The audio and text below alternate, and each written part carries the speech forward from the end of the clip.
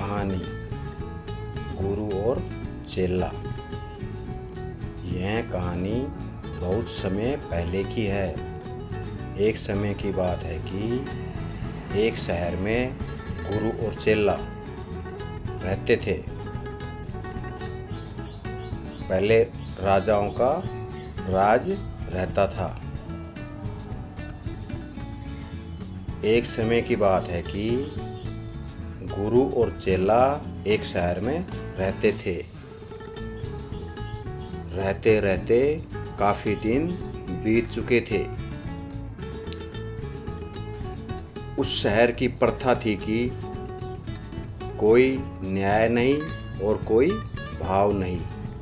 आज कुछ भाव है, कल कुछ, ऐसे कोई न्याय नहीं, कोई भाव नहीं। कभी भी किसी टाइम कुछ भी हो सकता था।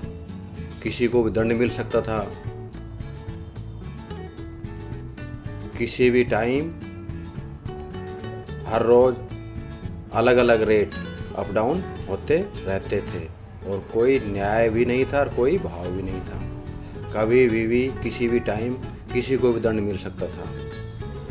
गुरु चेले से कहने लगा कि यहाँ पर कोई न्याय और भाव नहीं है, हमें यहाँ पर नहीं रहना चाहिए, हमें कहीं दूर जाकर रहना चाहिए। पर यहाँ पर कभी कुछ भी हो सकता है और हमारी जान भी जा सकती है। गुरुजी चेले से कहने लगा। गुरु चेले से कहने लगा, यहाँ से चलते हैं और कहीं दूर जाकर रहेंगे। लेकिन चेला गुरुजी की बात से सहमत नहीं था। चेले ने गुरुजी की बात नहीं मानी। गुरु उस शहर को छोड़कर किसी दूसरे नगर में चला गया। चेला वहीं पर रह गया। वहाँ पर कभी भी किसी का भी रेट अप डाउन होता रहता था।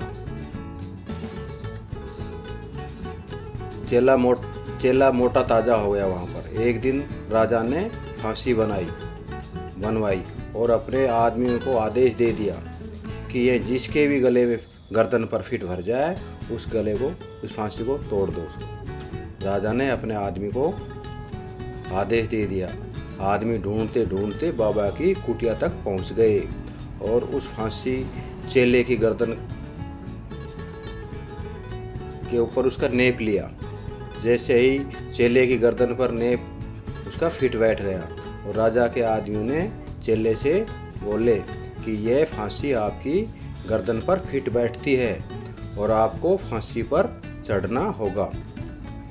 जिससे भी मिलना है मिल सकते हो, जो भी खाना पीना है वो कर सकते हो, लेकिन कल 12 बजे आपको ये फांसी दी जाएगी।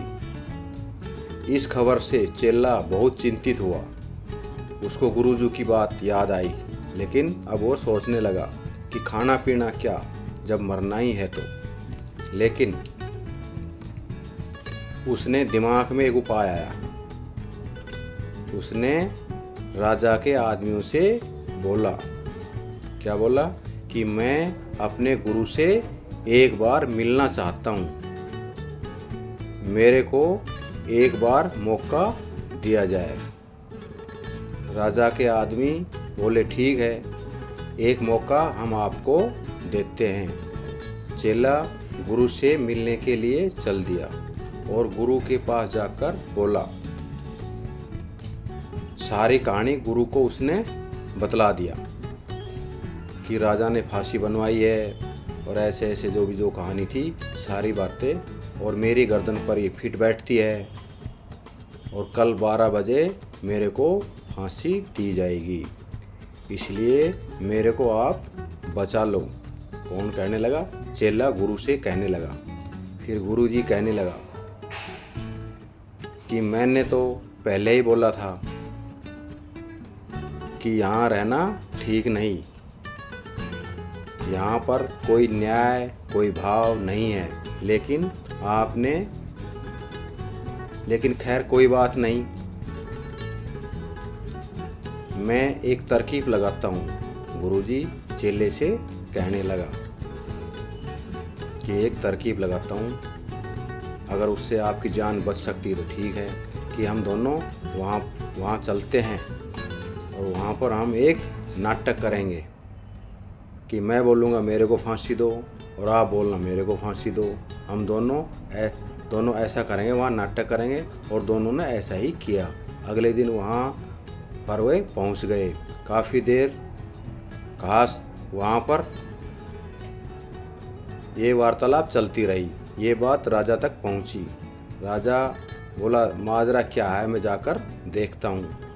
गुरु ने ये बात बताई कि जिसके भी आज फांसी दी जाएगी वह सीधा स्वर्ग में जाकर और कई साल तक धरती पर राज करेगा। गुरुजी राजा को कहने लगा। राजा ने जब ये बात सुनी,